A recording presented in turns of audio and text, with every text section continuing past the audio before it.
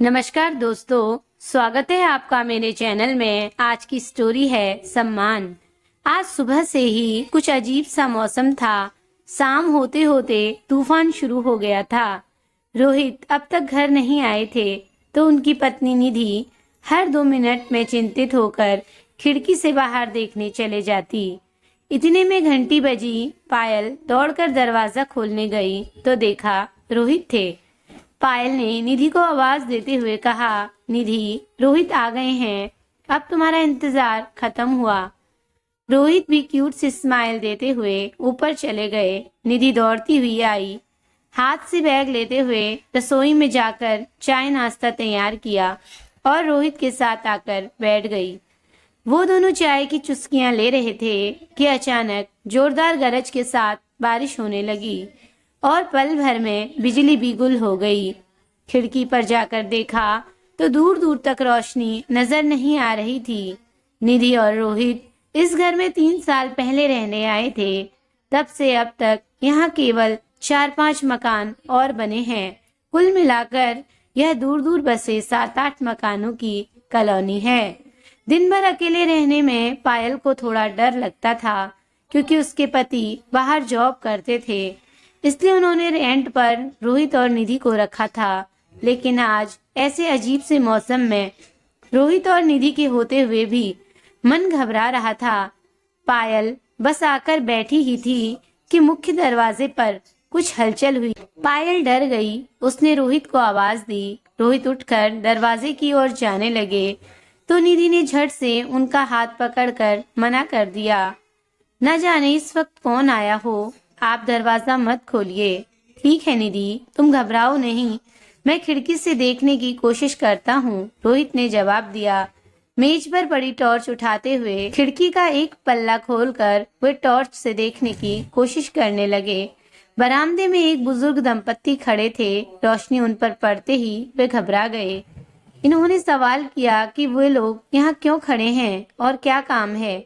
अपना सिर पोंछते हुए वो बोले, बेटा, हम दोनों काफी भीग गए हैं। अचानक बारिश हुई सो हम अंदर आ गए। माफ कर देना बेटा। आप माफी क्यों मांग रहे हैं? आइए, जब तक बारिश नहीं थमती आप हमारे मेहमान हैं, रोहित ने दरवाजा खोलते हुए कहा। निधि को चाय बनाने को कहकर रोहित उनके साथ बातें करने लगे। रोहित ने उन्हें तौलिया देते हुए उनका नाम पूछा। मेरा नाम मनोहर है और यह मेरी धर्मपत्नी भागीरथी है। हम कानपुर से आए हैं। मैं वहाँ सरकारी स्कूल में हिंदी पढ़ाता था। बच्चों की शिक्षा के लिए अपने 60 साल दे दिए। जिंदगी में संतान का सुख प्राप्त नहीं हो सका। आजकल कुछ बच्चों को ट्यूशन पढ़ाकर 2 वक्त की रोटी की व्यवस्था कर लेता हूँ, उन्होंने निराशा भरे स्वर में जवाब दिया। निधि ने चाय मेज में रखते हुए उनसे पूछा, लेकिन इस वक्त आप लोग यहाँ कैसे? मेरा मतलब है किसी काम से शहर आना हुआ?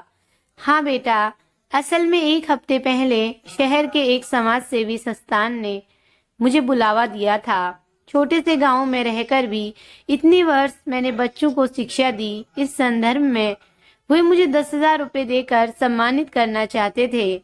इस उम्र में संस्थान की तरफ से पैसों की मदद हमारे लिए बहुत बड़ा सहारा थी। तो मैं और मेरी पत्नी यहाँ चले आए।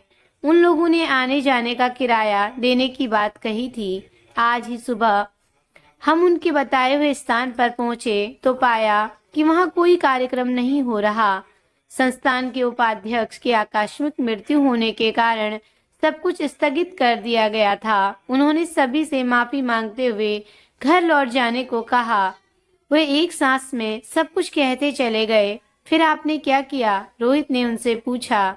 फिर क्या बेटे, मैंने आयोजक से कहा कि मेरे पास घर लौटने के पैसे नहीं हैं, कृपया बस का किराया भर दे दीजिए। मुझे झिड़की लगाते हुए वह कहने लगा कि शोक की इस घड़ी में भी मुझे पैसों की पड़ी है और वह मेरी कोई मदद नहीं कर सकता। इतना कहते हुए मनोहर बिलख कर रो पड़े। थोड़ी देर के लिए कमरा एक अजीब सी चुप्पी से भर गया। इतने में अचानक रोहित बोल पड़े, मास्टर जी, आपको याद है मैं 4th कक्षा में आपसे ट्यूशन पढ़ता था। मेरी हिंदी थोड़ी कमजोर थी। वैसे आपके इतने शिष्य रहे हैं, आप मुझे भूल गए होंगे। नहीं बेटा, मुझे याद नहीं। अब याददाश्त भी साथ नहीं देती उन्होंने रोहित के सिर पर हाथ रखते हुए कहा, जीवन में इतने संघर्ष देखने के बाद भी उन्होंने गांव नहीं छोड़ा। कैसे उन्होंने शिक्षा के लिए अपना जीवन दे दिया।